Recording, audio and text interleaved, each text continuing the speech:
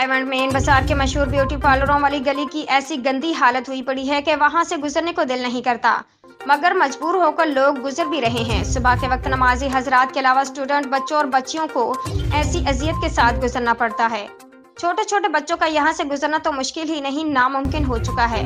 आपको बताते चलें कि ये गली अलवरी मदरसे को भी लगती है। पिछले दिनों इस गली का खास विजिट भी किया गया है और कहा गया है कि इस मसले को फौरी हल किया जाए, मगर अफसोस से कहना पड़ रहा है कि रायवंड शहर में सबसे ज्यादा मसाइल सीवरेज के आब निकासी के हैं, जो नया पाकिस्तान बनाने वाली हुकूमत तहरीक इंसाफ के 5 साल गुजरने के बावजूद भी हल ना हो सके।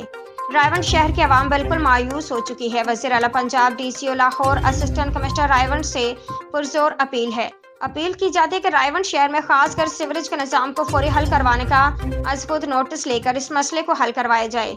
CEO राना मोहम्मद जमान जोया, लाइव वसीला न्यूज़, रजिस्टर्ड रायवंड।